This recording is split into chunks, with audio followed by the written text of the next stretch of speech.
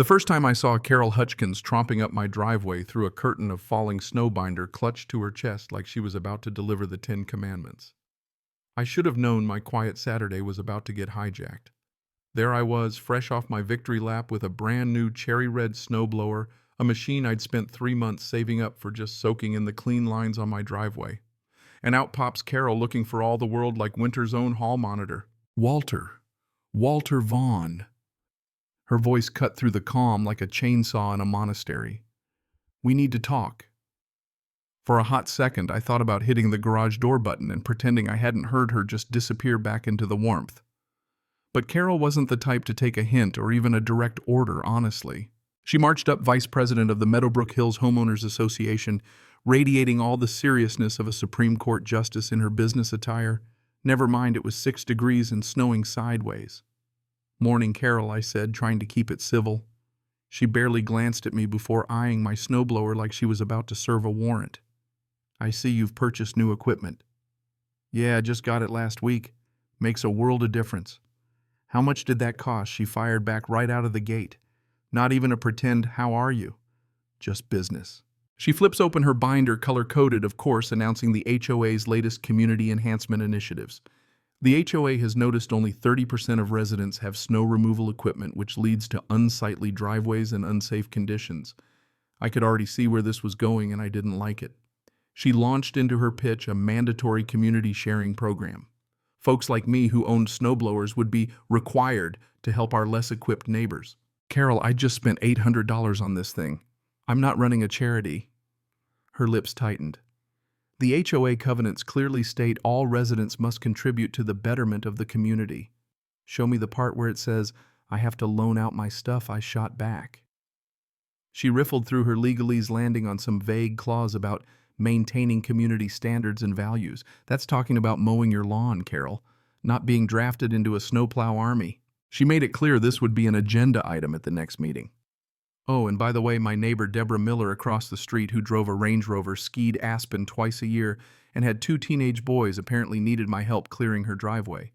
She can hire a service, Carol. Carol just gave me the kind of look that says, I'm not done with you yet.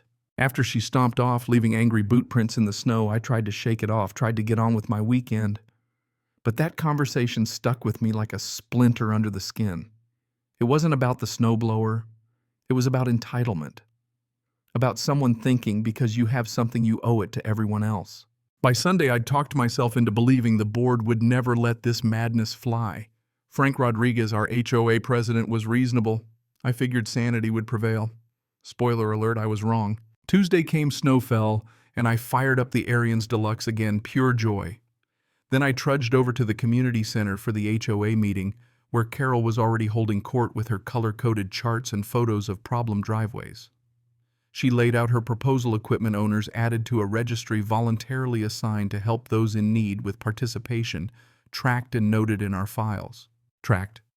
For what purpose? I asked from the back. It's a record of community involvement, she replied. Frank, to his credit, started to push back, questioning liability, practicality, and the covenants. Carol insisted it was all about community spirit. I stood up and said, if I want to help my neighbor, I'll do it on my terms, not because the HOA's got a checklist. The board tabled the whole thing for legal review, but Carol's glare told me this wasn't over. After the meeting, Mrs. Peterson, the elderly lady Carol had shamed in her slideshow, came over, apologizing. You don't need to apologize, I told her. If you need help, just ask. I'm happy to clear your drive when your son can't make it. And boom, Carol appeared shark-like. So you'll help Mrs. Peterson, but not Deborah. You get to decide who deserves assistance. Yeah, Carol. That's how ownership and free will work. She leaned in close, all venom. You're going to regret making an enemy of me, Walter. Everyone violates something eventually. Cold shiver right down to the bones. That week, the violation notices started. First $50 for leaving my trash cans visible 3 minutes past the allowed time. I called Frank. You gotta be kidding. He was sympathetic, but Carol was in charge of compliance now. Appeal it at the next meeting, bring your footage. The board's reasonable. It was harassment, pure and simple. Then came the routine inspection. Carol and a new compliance officer showed up, tape measures and clipboards in hand, picking apart everything from my dormant grass, allegedly too tall by a 1/4 inch, to my mailbox post needing repainting. petty violations each with a fine attached. I realized she could keep this up forever, death by 1,000 paper cuts. That's when I snapped. Monday morning, I listed the snowblower for sale, sold it by Tuesday, then hired a professional snow removal service. Problem solved and sure to grind Carol's gears even more. Next HOA meeting. Carol called me out in front of everyone. Walter has sold his equipment and is now using a commercial service, clearly to avoid helping the community. I stood up. You said the program wasn't mandatory. I made a financial decision. My driveway's clear, I support a local business, and I'm following every rule. The board and most of the room backed me. Turns out I wasn't the only target. The Hendersons got fined for a garden gnome, the Williams for a crooked car, the Chens for a non-approved doormat. The board finally passed a motion. All violations required 2 board signatures, and the appeals process was overhauled.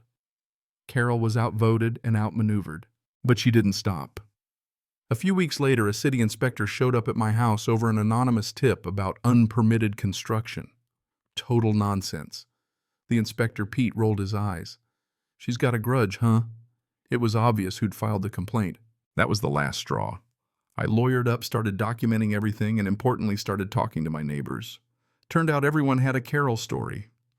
We organized, signed a petition, and brought it to the board, remove Carol from all enforcement duties. April's HOA meeting was packed. The board announced Carol's resignation as vice president. She tried to backpedal, but her written resignation was in Frank's hand. She lost it, blamed me for destroying the community. For a moment I thought she might swing at me, but she stormed out, binder and all. Peace returned. Jerry Walsh got elected vice president. Petty fines were reviewed and many were tossed. I actually felt a little sorry for Carol. Whatever she was going through, HOA enforcement had become her outlet for pain. Until, that is, the police cars showed up at her house. Turns out she'd crossed a line: vandalism, false reports to city officials, even fabricating complaints to animal control and CPS. Police found files she'd kept on neighbors' schedules, photos, the works. I had to testify at her hearing.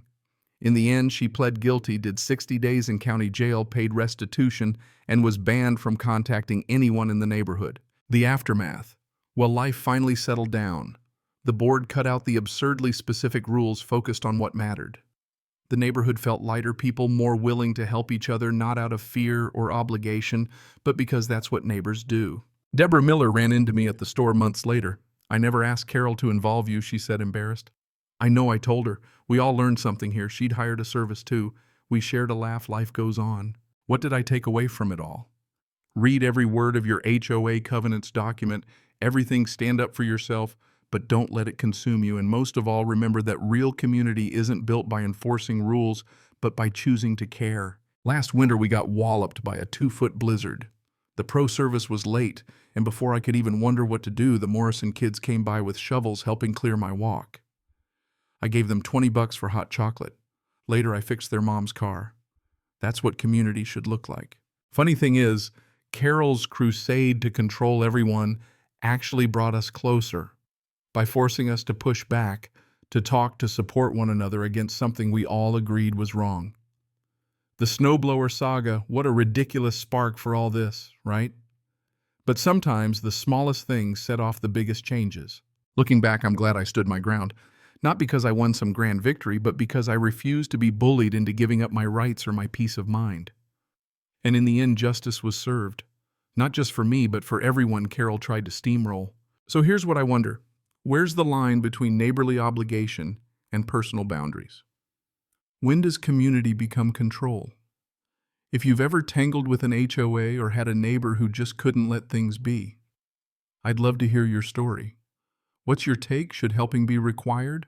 Or is it only real when it's freely given? Drop your thoughts in the comments. Tell me your wildest HOA story, or share how you handled a neighbor with too much power. Because as I learned, sometimes the biggest lessons come from the smallest snowstorms.